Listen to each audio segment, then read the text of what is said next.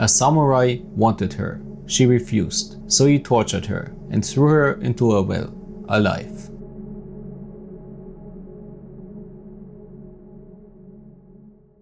You watch a video and 7 days later you die. A creepy girl crawls out of a well and tries to kill you. Now the Ring story might be more real than you think. So the Ring story has 3 real-life inspirations. In a previous video I talked about the Iso Oshima case, how over 2000 people in the 1930s in Japan jumped into a volcano. This is one of the inspirations for Ring, where Sadako, the girl in the well, her mother also jumped into a volcano on Iso Oshima, just like the real-life deaths. Another real-life inspiration from Ring is today's video, the story of Okiku, a vengeful onryo that was thrown into a well.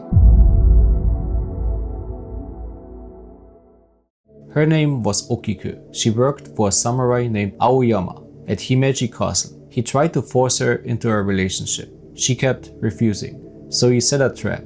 He hid one of the 10 Dutch porcelain plates, rare enough in Edo period Japan that losing one meant death. Then he accused her of losing it and gave her a choice: submit or be punished. She refused. He tied her up, dunked her into the castle well, pulled her out, beat her, and forced her to count the plates, 1 through 10. Every time she counted, she only got to 9, because he still had the 10th. She could never prove herself innocent. He struck her with his sword and dropped her into the well.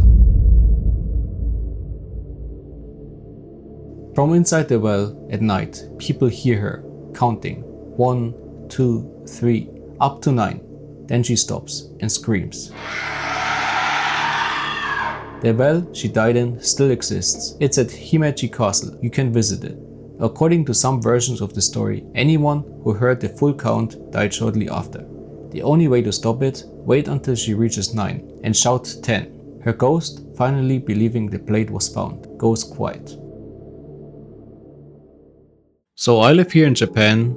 I never been to Himeji Castle and I never really heard about Okiku before. I think the more famous one is actually Oiwa, which is another Japanese ghost story. I cannot really make a video about Oiwa because there's a legend that anybody who tells the story of Oiwa gets cursed themselves. So these stories are part of something that is called the Big Three. Basically, there's 3 big urban ghost stories in Japan. So I make documentaries about weird, creepy stuff here in Japan. If you like this type of content, don't forget to subscribe and like the video. I'm trying to reach 1000 subscribers, and for this goal, every subscriber counts and every like counts. So please help me out.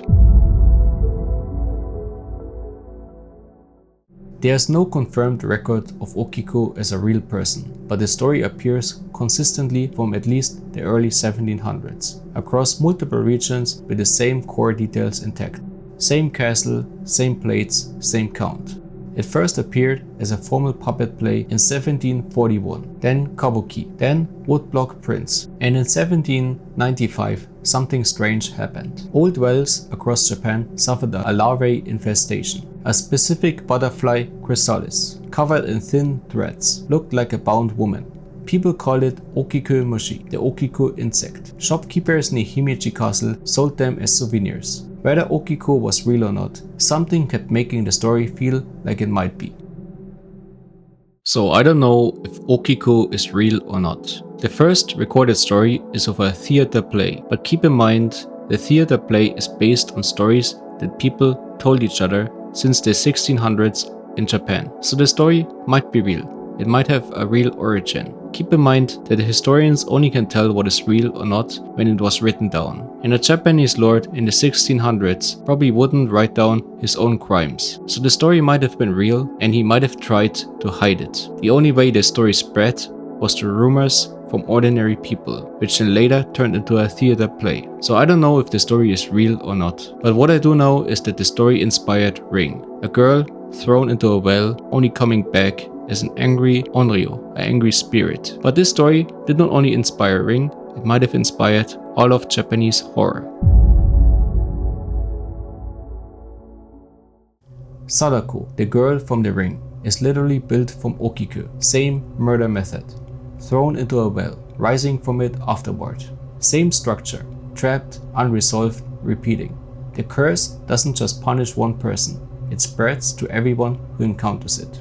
Which is Okiku's logic extended. She doesn't only haunt the man who killed her, she haunts everyone who hears her count.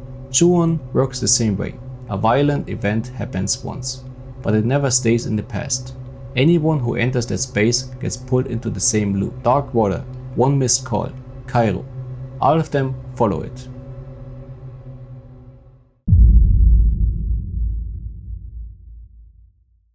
This is what every one of those stories has in common, and it all traces back to Okiku. The horror isn't the ghost, it's the structure. An event happens, it doesn't resolve, it repeats indefinitely, pulling in anyone who gets close. No catharsis, no ending, no 10, just 9, and a scream, and it starts again. That's why the story is still here, not because it was proven, but because the loop never closes. So what do you think? Do you think Okiku is real, or is it all just made up? So Ring has 3 real-life inspirations. The first inspiration is the case on Izu Oshima, where over 2,000 people jumped into a volcano. The second inspiration is today's video, the case of Okiku, a servant who was thrown into a well and came back as an angry spirit in Unreal to haunt people. Now there's a third story that also inspired Ring, the story of a real-life psychic in the 1930s of Japan that was mocked by the media and then eventually took her own life. These 3 stories inspired The Ring, and it became the modern classic that it is today. My next video will be the story about the psychic in the 1930s of Japan. If that interests you, then don't forget to subscribe to keep updated. Also don't forget to like the video and show support on my Patreon. Thank you for watching, and I'm gonna see you in the next video. Bye.